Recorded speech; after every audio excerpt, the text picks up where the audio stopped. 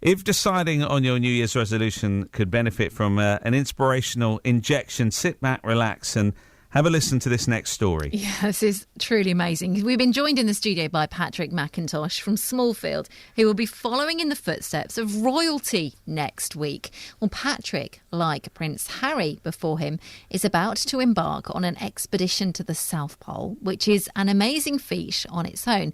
All of this while living with bowel, prostate and skin cancer. Patrick with us in the studio. Thank you so much for joining us. Thank you for letting me talk to you.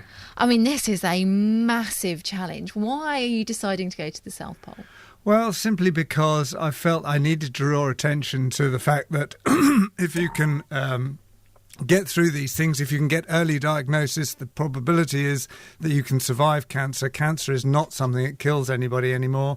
It's something that is treatable. You can live a very good life after cancer, as I'm trying to prove, and that basically the idea is that people need to think about getting themselves checked out early, go and see their doctor, ask for blood tests, ask for poo tests, eat better food, take more exercise, and you can get through these things and carry on living very well. There will be many people some people who, to get cancer once will be enough to say, right, I'm not doing anything else. To get cancer 3 times and still come out fighting, you have to be a special type of person, don't you? Yeah, it was a bit extraordinary, I must admit. I didn't think I was going to get caught 3 times. So in 2012, I got bowel cancer, and in January 2013, I climbed Kilimanjaro 7 months afterwards. And everybody said, well, we didn't know about that, so why didn't you tell us, because we would have supported you. So I thought, well, after I then got 12 months later, I had my prostate removed and all the bits and pieces relating to it. I thought, well,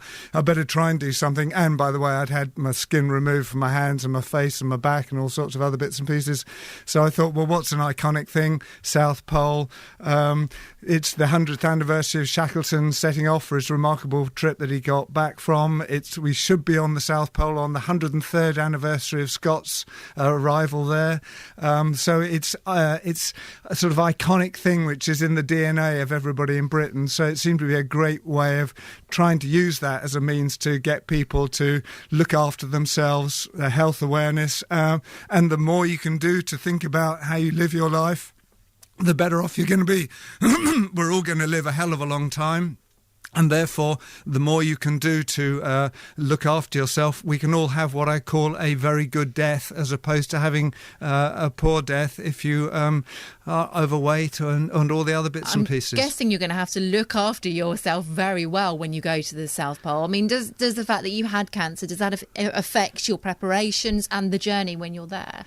Well, I was very lucky. I didn't have chemotherapy. I didn't have radiotherapy. I didn't have any drugs, but I have changed my diet. So I've cut down on red meats. I've cut down on fats, sugars and salts. I take a lot more exercise. Yeah, we're going to have a fairly specialist diet. It's sort of a diet that astronauts have. So it's very dry food, which you then rehydrate with ice, which you melt. And basically, though and you believe it or not, you can have a vegetarian type diet in the South Pole, which is quite extraordinary. Now, the thing is, you mentioned not having chemo and anything. You must have been diagnosed very early.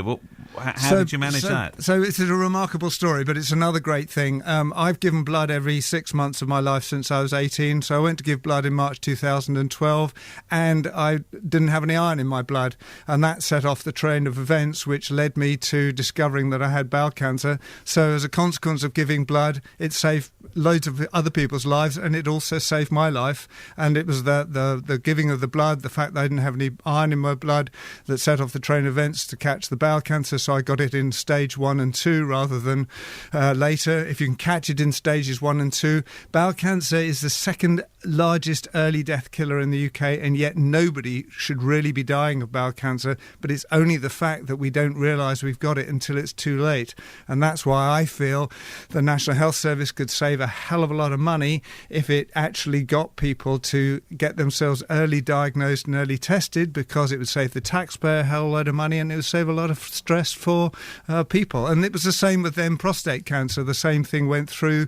They started testing my PSA, realised there was something wrong, and as a consequence of all that, caught the prostate exactly 12 months later. And so that's how I got through the whole thing. It was purely by early diagnosis, early testing, and getting on and getting the stuff done and dealt with. Amazing. How can people support you then?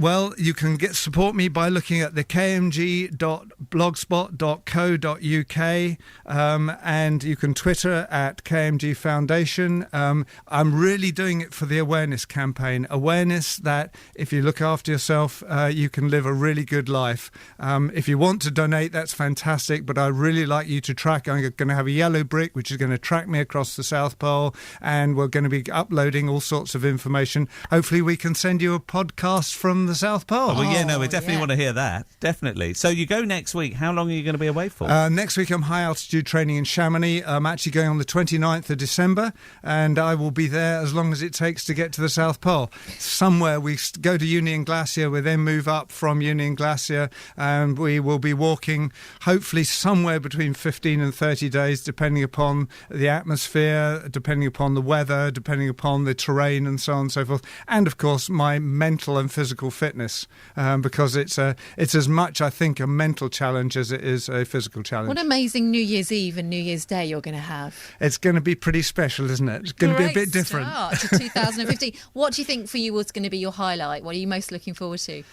I think I'm most looking forward to getting there and still being alive. That's a great philosophy. And getting home again. and getting out of it afterwards.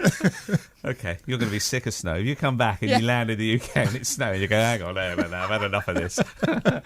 Look, we wish you every success, and give us the actual awareness website again. So it is kmgfoundation.blogspot.co.uk.